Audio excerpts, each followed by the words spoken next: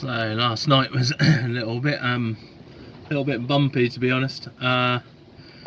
This wind had picked up during the night, and with the tide running along this stretch of the coast, it's quite bumpy. So I can't really recommend Fry's Bay in these conditions. And obviously in winds from the sea, it wouldn't be particularly great either. But it is a really good holding ground. That's definitely proved itself. I don't know what it is down there.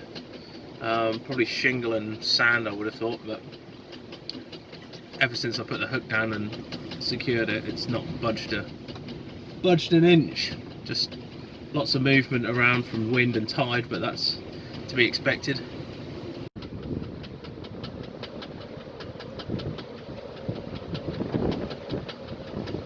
Out of here, it's wind's picking up all the time, and getting more and more uncomfortable. Plus there's quite a few little fishing boats just dotting around, so yeah, I'm going to get out of here and head towards the Solent.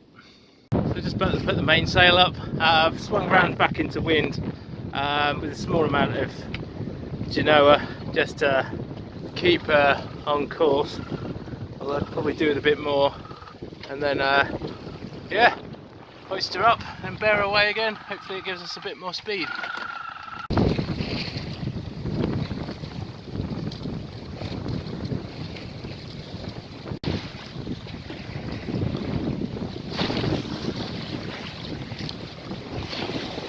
So it's kind of handy to put your coffee or tea or whatever in a bucket in case it does get thrown around and it doesn't go everywhere. So I just shook out the last reef in the main, trying to get some extra power with these light winds, and I think looking at the forecast they're actually they're getting lighter as the afternoon progresses, so I'm going to try and make some progress now and hopefully make this channel by around about 4 or 5 o'clock this afternoon. It's now 12:30, so we've still got, I think, about 18 miles to run, so yeah, still quite a fair distance. Never even tried catching fish before, so I'll give it a go. My speed through the water isn't that much. My speed over the ground isn't that much, to be honest, with this wind. So I'll see what I can catch. I don't know. Hopefully these lures are okay. They're massive hooks. They're massive hooks. I don't know what this is actually intended for, what sort of size fish or anything. Well, we'll see.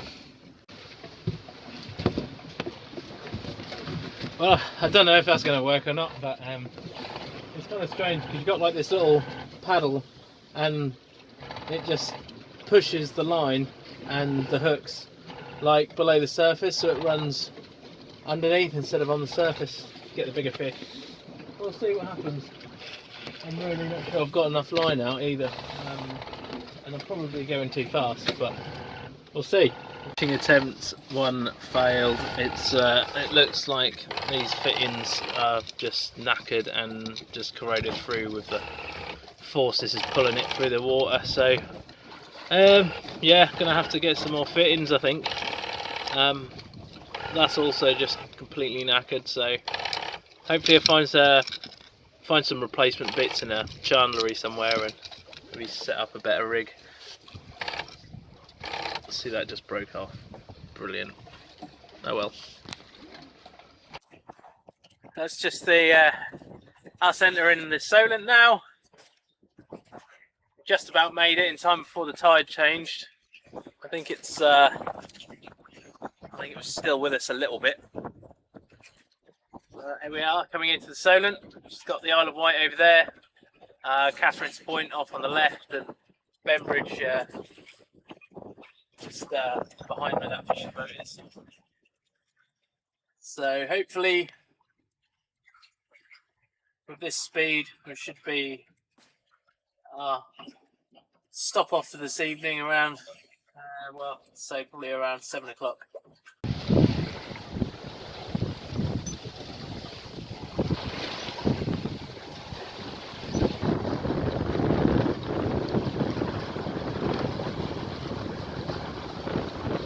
Ah, the joys. So just tried the engine and it won't start.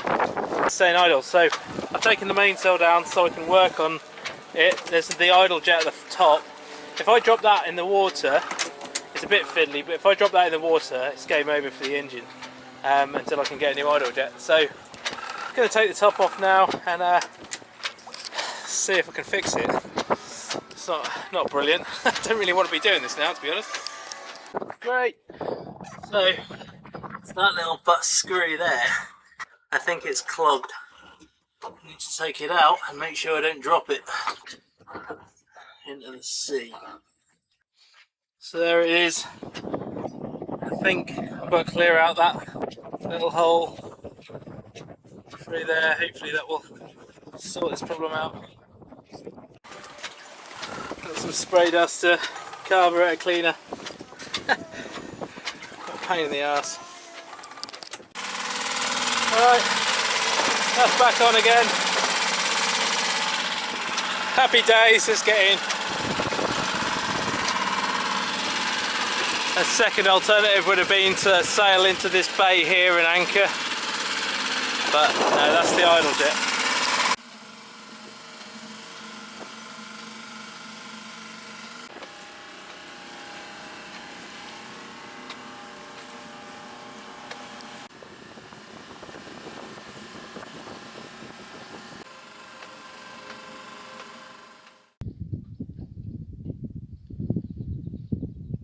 Extremely well protected creek this at Bosham Creek. You just see the village further up. And I think I'm going to get a much better night's sleep than I did last night, that's for definite.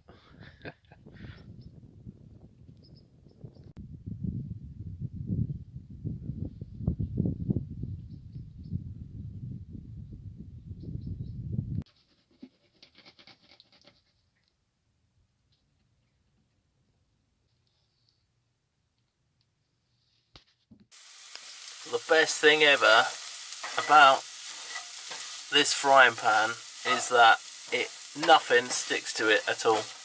Not exactly too expensive, this one,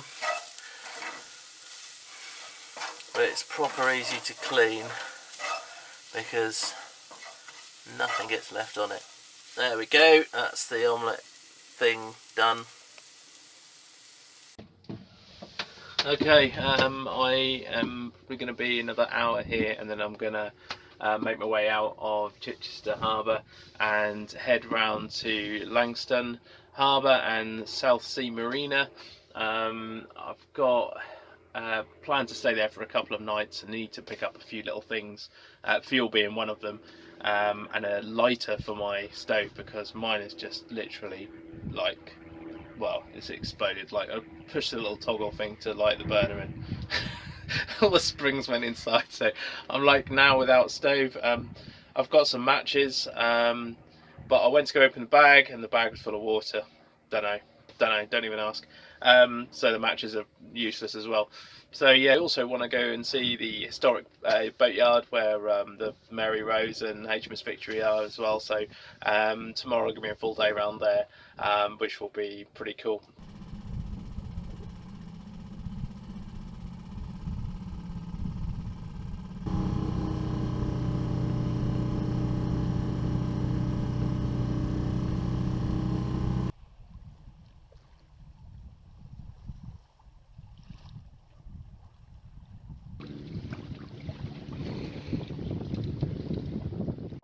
Heading into Langstone Harbour. Got a little bit of breeze. Isle of Wight is quite clear now. Quite nice. There's a sandbank just down here. Trying to avoid that, but also trying to keep a decent pull on the main engineer as well with this tack. If you veer away from the wind, it just drops and then I lose speed. I'm trying to get there before the main start of the ebb, and because I was quite slow getting out of Chichester Harbour, I am bang on slack water, but it changes really quickly here, and it's fast before you know it. So I think there's something like 15 or 20 minutes between flood and ebb, and yeah, I think there's probably about a knot of play, and that's it. So it only drops to about a knot and swings around and comes back out again. Very narrow channel as well, so yeah.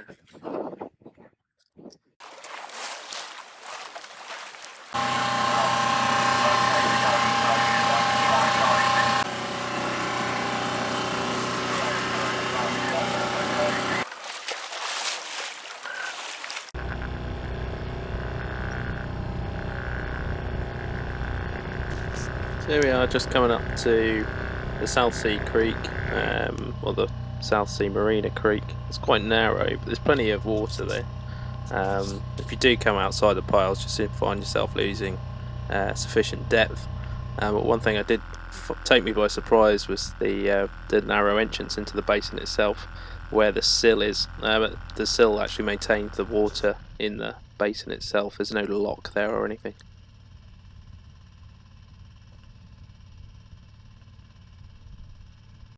Okay, I've just rigged the bike. I'm going to go out today, but 20 minutes from here is Portsmouth Historic Dockyard, so where HMS Victory is. So I'm going to go and have a look around there. I've got like a free ticket pass thing, so I get to look around 3 of the like sites, attractions there. I think one of them's the Mary Rose as well, so have a look at that. The Mary Rose was found in the Solent after it had sunk in like 16, I think, is it 1600, 1500, something like that. And well, massive loss of lives on board. And yeah, that was found, I think, probably about 50 years ago at the bottom of the Solent, and they lifted it up and they've just basically pre-reserved it in a sort of status atmosphere inside this sort of enclosure. It's completely preserved, sorry, from the sediment in the Solent. So yeah, that'll be interesting, and I think I'm gonna need to put some sun cream on again today, because it's going to be another blisterer. I've also just found out that the marina does petrol, so I don't have to go and fill my jerry cans up for like kind of random trips to the fuel station, which always gets a sort of raised eyebrow.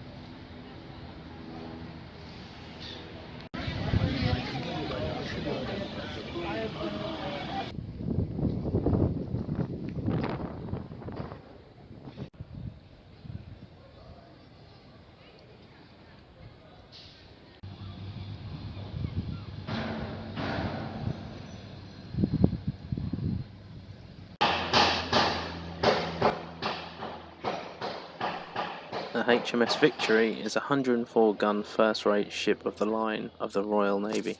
She was ordered in 1758 and launched in 1765. With 245 years of service as of 2023, she is the world's oldest naval vessel still in commission. Victory is best known for her role as Lord Nelson's flagship at the Battle of Trafalgar on the 21st of October 1805. Almost a meter that way. Next deck up, more guns. I cannot believe how big these things are. You can tell how much firepower. This rope is massive.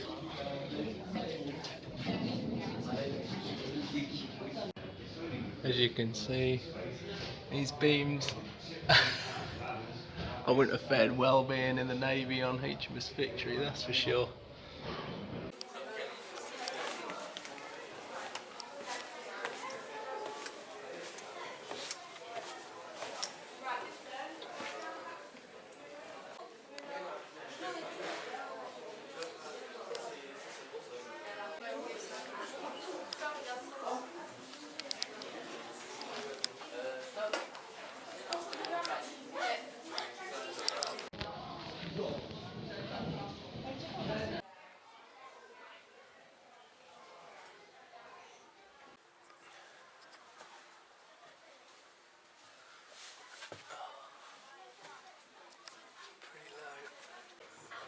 Plenty of things to hit your head on in here. I've just collided with that one.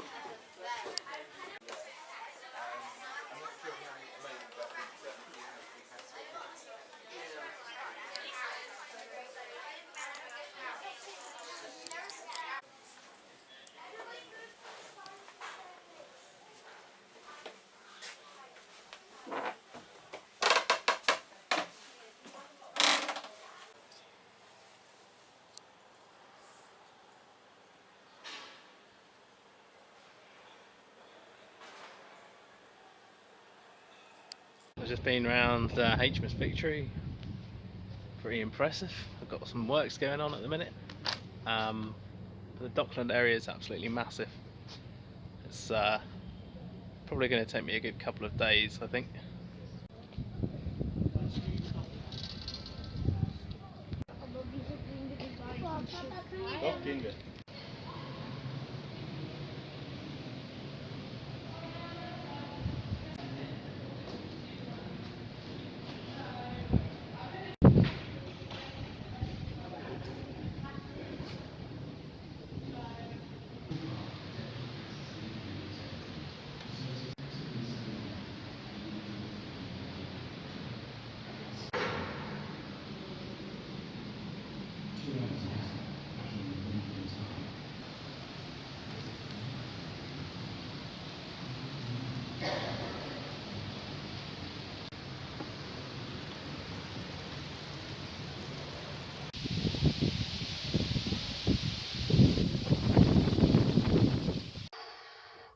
I just got back from the dockyards and it's sweltering out there.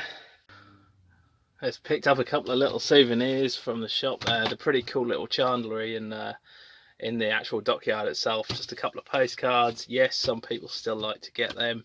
And a manual on HMS Victory is quite interesting, some of the stuff in there. Interestingly, the daily beer ration for each man on a vessel was about 4.5 litres, which is kind of chosen because water wouldn't keep it, just go off, so beer used to be the safer option. So yeah, proper piss up. Noise of gunfire at the Battle of Trafalgar, which took place some 12 to 15 miles out to sea, could be heard 60 miles inland in Spain, a total distance of 75 miles away. That's unbelievable. Thanks for watching that episode. I hope you enjoyed it. I am currently in Plymouth and just getting ready for the Jester Baltimore Challenge. Plenty of people here at the minute. It's probably going to be a record number starting, so yeah, we'll see what happens. The wind's looking pretty light at the minute. As I said before, if you wish to donate to my Cancer Research UK fundraiser on GoFundMe, I'll leave a link in the descriptions box below, and obviously any donations are much appreciated, and anyone who's donated so far, massive thanks. Cheers.